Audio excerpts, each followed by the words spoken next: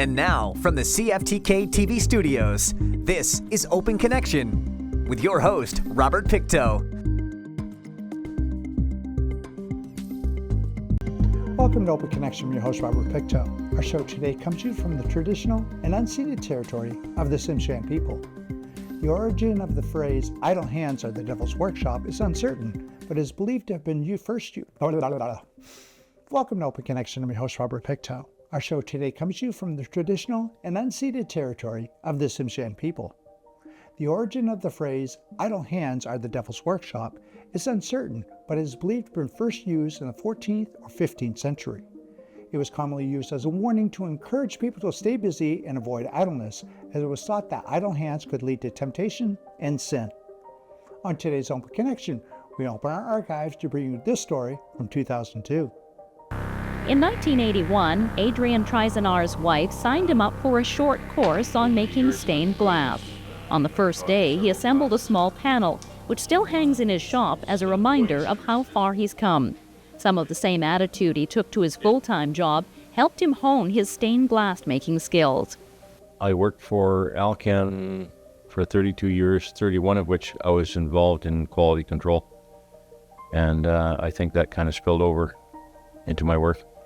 And you have to be able to critique your own work and judge it and say, that's not good enough, I can do better. Trizanar figures he's produced thousands of pieces, from small items to hang in a window, to lamps and windows themselves. His most ambitious projects were church windows, one set in Kitimat, another at St. Andrew's Anglican Church in New Ianche. Especially for church, it was a very humbling feeling, and knowing that you're creating the creator, and you want to make sure you do a good job, right? But it's a very satisfying feeling knowing that you're creating something that will hopefully go on for many years after I'm not there. Trizanar says giving up stained glass making after more than 20 years was a tough decision, but he's got good reasons for it. Some people have no hobbies. I have too many. So, I have a lot of other interests, and they keep getting pushed aside. And put it bluntly, I guess I've got so many things on the back burner that are starting to fall off the stove. So I've got a good friend of mine, Alan Enmark, that plays guitar, and I play at it and intend to get better in that. So we're going to get into doing some serious music in the near future. And I got a wood lathe also that I haven't visited in 20 years. And so that, and spending more time with wife and grandchildren.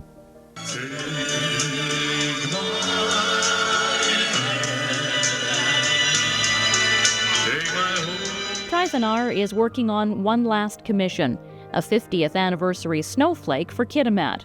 It seemed like a good way to wrap up his stained glass making career. He also has a couple of personal projects in mind. Then that's it. It's actually a bittersweet feeling. It was a hard decision as to when to actually, break it off and walk away. Because you can't do something and enjoy doing it for over 2 decades and walk away with it, without some feeling of regret. But like Trizanar said, it's not like he doesn't have any other hobbies.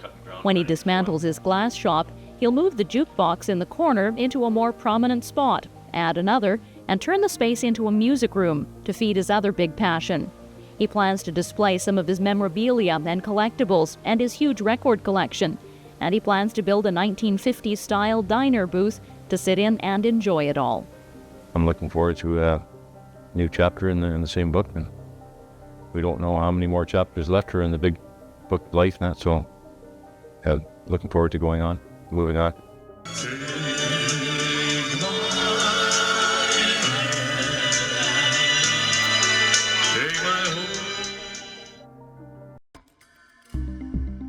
Open Connection will be right back after these messages. And now, from the CFTK-TV studios, this is Open Connection with your host, Robert Pictou. Thanks for staying with us. In 1947, 19 years after Vancouver's Crippled Children's Hospital on Hudson Street admitted its first patient, the facility was renamed Children's Hospital to exemplify the growing awareness that children are not defined by their illness. Let us return to the archives to learn more of Chelsea Scott's journey. Thursday, December 10th was a dream come true for a Prince Rupert family.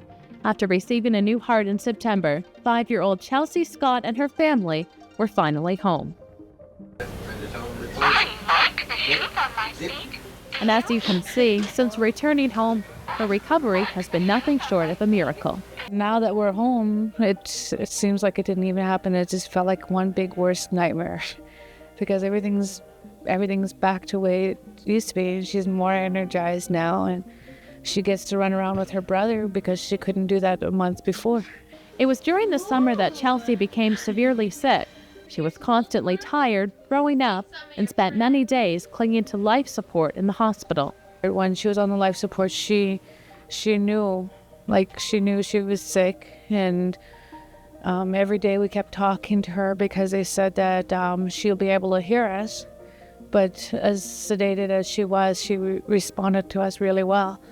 We talked to her, and we prayed, and we talked to her, and we asked her that she can fight this from the inside out. We know you can do this. Do you think you can do this? And she nodded her head, yes. And what's 1 + 1? 2. Since then, this remarkable child has never looked back. She received a new heart in Vancouver in September after spending only days on the transplant list. It was also in Vancouver when her mother was able to see just how much courage her daughter has. And a little boy that was about her age or a little older, maybe a little taller than her. They're running around playing like always, like any other school kids. And he stopped and looked at her and said, "What's the matter with your neck?" And she said, "No." She stopped. She just smiled. She says, "I got a heart transplant." Since the transplant, Chelsea has had numerous checkups and appointments with a local pediatrician. She's also been taking a minimum of about 11 pills a day, medication including anti-rejection drugs that Chelsea will have to continue taking for the rest of her life. It doesn't bother her. The blood work every Monday is what she needs done every Monday morning. It doesn't bother her as long as she's got Emla on her hand and she knows the name of it. We used to say magic cream so she wouldn't feel the needle, but she knows it by name. She knows most of her medication by name. And through the appointments, the medication, and the monthly trips to the Vancouver hospital, there's really not much slowing this girl down. A says A. After being home for less than 1 month, Chelsea bugged her parents until they finally agreed to let her join her kindergarten class at Seal Cove Elementary. I didn't want her to go because I was afraid, with what she's been through, the colds, the flus, and everything. But I talked to the school and, just to let them know about the doctor's point of view for colds, flus, cold sores, anything like that, or chicken pox. But that was the reason why I didn't want her to go, is because she was going to be in a large crowd. But she loves going to school and she loves other students, and I didn't want to stop her from doing that. And since her arrival to the school, her teacher says Chelsea is fitting in well and is being treated like any other normal kid. She's not shy at all, so she's fitting in, and the kids I have a pretty good class, like they're friendly, and she fits right in. She has a cousin in here as well, which helps a little bit, I think. And aside from keeping a closer eye on Chelsea during gym class, her teacher is treating Chelsea like any other student. Basically, they said to have her do some warm-up activities, just walking and climbing stairs and stuff like that. So for right now, I'm not so worried about it, just because she's outside playing with the other kids, and as long as she's not going too crazy out there, she'll be okay, it sounds like. So. And while Chelsea was a little less talkative during our interview, there is one clear message this little girl would like to share. I'm very happy to be home with family and friends. With family and friends. Open Connection will be right back after these messages. And now, from the CFTK-TV studios, this is Open Connection with your host, Robert Pictou. Welcome back to Open Connection. The Holocaust was the genocide of European Jews during World War II. Between 1941 and 1945, Nazi Germany and its collaborators systematically murdered some 6 million Jews across German-occupied Europe, around 2/3 of Europe's Jewish population. Let us return to the archives as Robbie Weisman shares how he survived growing up in a concentration camp. It's amazing Robbie Weisman survived the Holocaust. He lost the rest of his family, with the exception of one sister. In all, the Nazis killed 6 million Jews in their extermination program. Mr. Robbie Weisman was born in Skarżysko, Poland. He was the youngest of 6 children. He was 8 years old when the Nazis invaded his town and escaped extermination in the ghetto by working in a munitions factory. In 1944, Robbie was transferred to Buchenwald concentration camp. He was 14 years old when he was liberated and brought to a French orphanage and arrived in Canada in 1949. Today, Robbie is president of the Vancouver Holocaust Education Centre, and as an educator and speaker as part of the Survivor Outreach Program, Robbie has shared his story with thousands of students. The students that we teach are of an age where they know a little bit about some of these events, but they happened so long ago that I don't know whether they know all the details and know the impact. And so for some of our students, it was the first time they'd really heard about the Holocaust firsthand and some of the experiences. And because of that, it had quite an emotional effect on them. One of the things Weisman told these kids about was the death of one of his brothers, relayed to him by a family friend. And he told me how he tried to organize a group of resistance that were going to escape to the forest to fight the Nazis. And they were discovered. And everybody in the barracks was rounded up, and they were killed in front of all the others. And my father was there. He witnessed that episode. Weisman saw another brother taken away to be shot when he fell sick in a work camp. Weisman learned later his mother was gassed at Treblinka. The night after this presentation, Weisman was joined on stage for another talk by Indian residential school survivor Willie Abrahams. Abraham's story of abuse and a life nearly ruined brought the results of racism even closer to home. The reason the residential schools were put in place is because of racism, institutional racism. It was government-sponsored racism to assimilate First Nations people, to solve the so-called Indian problem. It is not my intention to burden you or sadden you. On the contrary, I hope that my message will empower you and get you to speak out, be proactive. I liked the fact that everyone had to listen to what he had to say about the Holocaust and discrimination, racism and stuff. I think they actually see that it's wrong to discriminate someone because of their race, and they realize that now from what Mr. Weisman had told us about what he experienced in the Holocaust. Every single one of us has a choice to make every single time we open our mouths.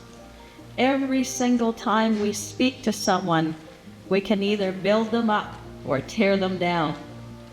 I mean, as far as we've come, in society with, for putting aside, racism and we're moving in civil rights and everything, we've still got a long way to go. And I mean, versions of, levels of hate are not something that are foreign to people. And I think, like it's said, jokes, if they're against, other people, like, racist jokes or sexist jokes, they're not really very funny at all. And it spreads that negativity. And I'm going to ask Bingham is proud of the interest students expressed and the questions they asked of Weisman, and says Weisman was impressed too. I think that's what gives him hope in the future, and I think that's what gives us all hope when we see the level of caring of our students and they're trying to understand, they're struggling.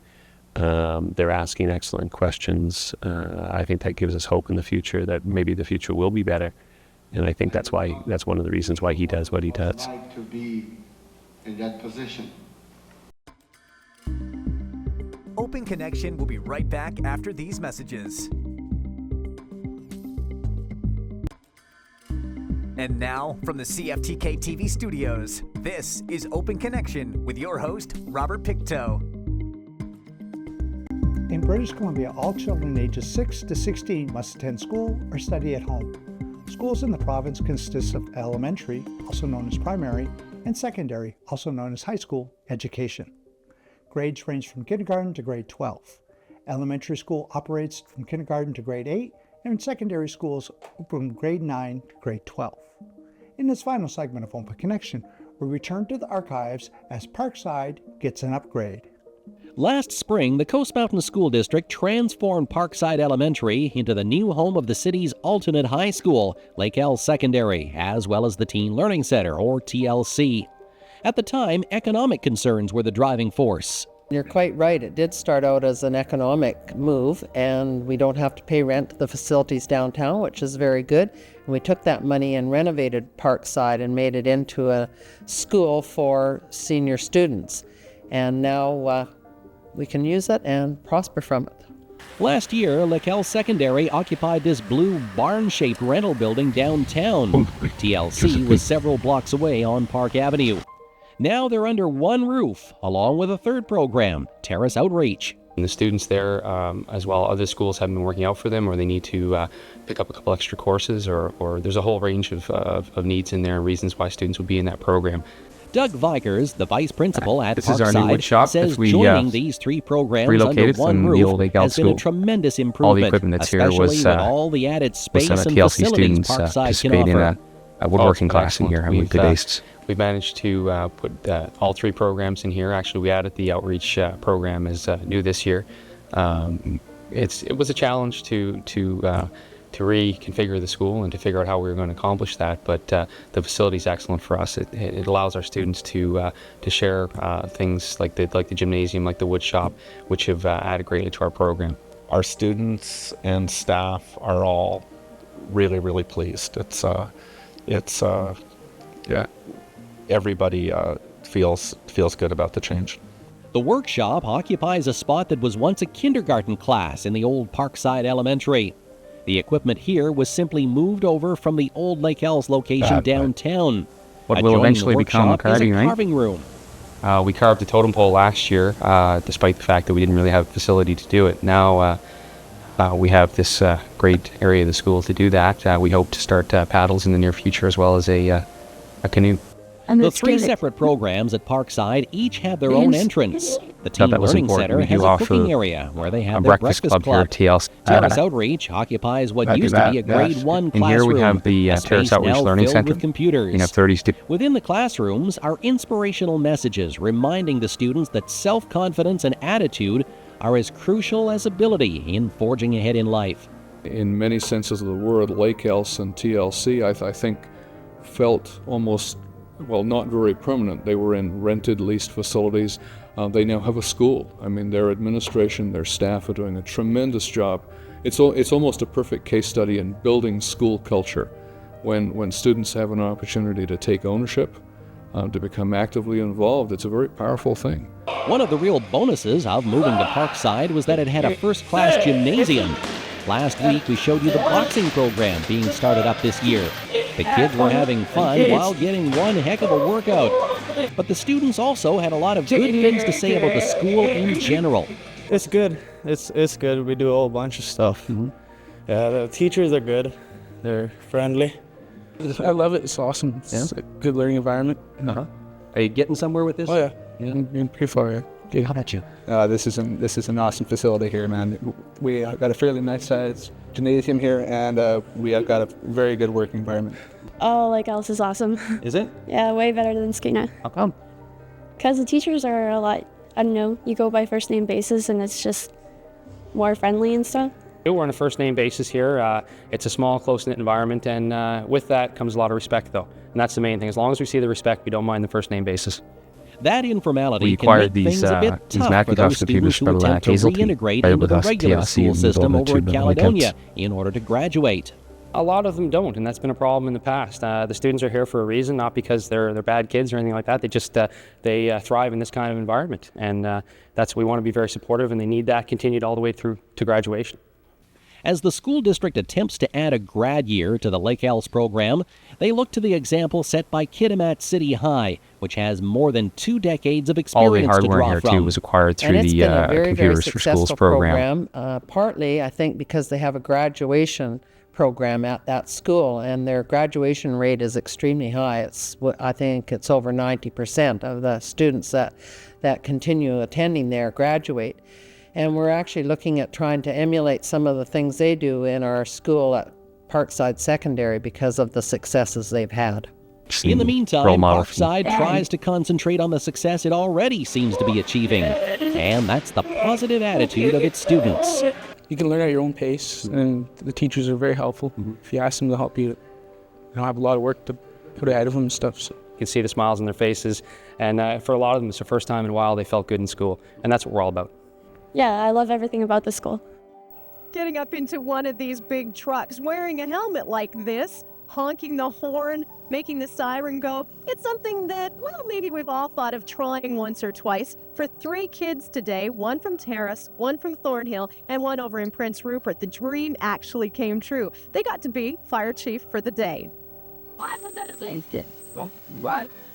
At first, the day started like any other, a trip to school and into the classroom. But there was a special interruption. In Terrace, Fire Chief Randy Smith came to Cassie Hall School to pick up his replacement for the day, 11-year-old Nathan Roth. At Thornhill Elementary, it was 7-year-old Ashley Froese, and in Prince Rupert, it was 6-year-old Joan Shaw who got to be Fire Chief for the day. From school, it was off to McDonald's for breakfast and a visit with other city officials. And then it was off to work. At the fire hall, the kids got to go through, find out where they worked, and tour the place. Then they had a chance to put out a real fire and work with the hoses. Both kids seemed to enjoy themselves and learn something along the way. Went for breakfast. Came down here, looked around, and then we put out a fire. Squeeze it and stop.